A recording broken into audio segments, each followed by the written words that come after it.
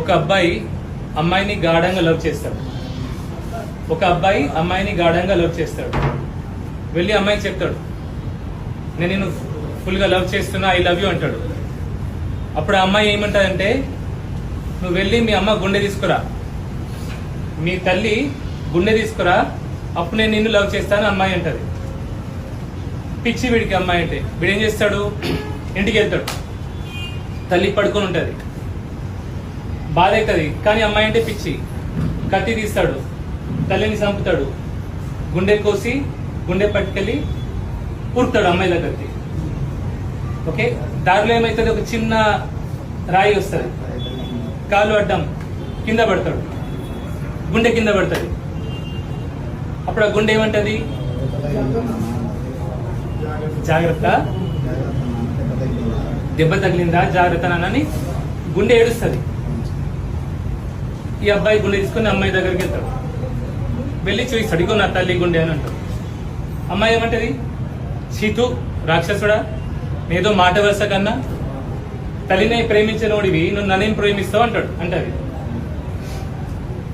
So దీంట్లో మనం నేర్చుకోవాల్సింది ఏంటి, 20 నుంచి 40 ఏళ్ల వయసులో మనకు తల్లిదండ్రుల విలువ తెలియదు. తల్లిదండ్రి విలువ తెలియదు.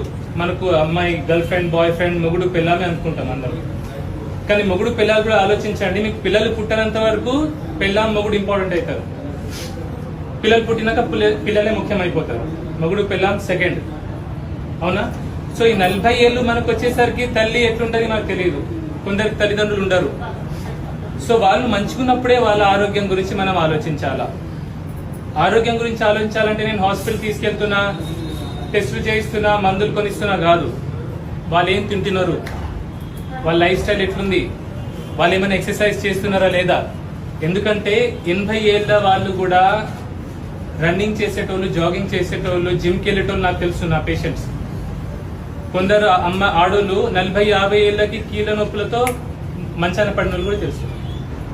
డిఫరెన్స్ ఏంటంటే వాళ్ళ లైఫ్ స్టైల్, వాళ్ళ జీవన విధానం, వాళ్ళు ఏం తింటున్నారు, ఏం తాగుతున్నారు, ఎక్సర్సైజ్ చేస్తున్నారా లేదా, సరిగ్గా పడుకుంటున్నారా లేదా. ఓకే, ఇవన్నీ వాళ్ళ పిల్లలు వాళ్ళని సరిగ్గా చూసుకుంటున్నారా లేదా. సో 20 నుంచి 40 ఏళ్ళ వయసున్న యువతకి నా రిక్వెస్ట్ ఏంటంటే, దయచేసి మీ తల్లిదండ్రులను చూసుకోండి. మీ తల్లిదండ్రులు మీరు చూసుకుంటే రేపటి రోజు మీ పిల్లలు మిమ్మల్ని చూసుకుంటారు. అండ్ 40 years దాటిన తర్వాత మీ తల్లి, మీ తండ్రి మీతో ఉంటారని కాదు, చెప్పలేము.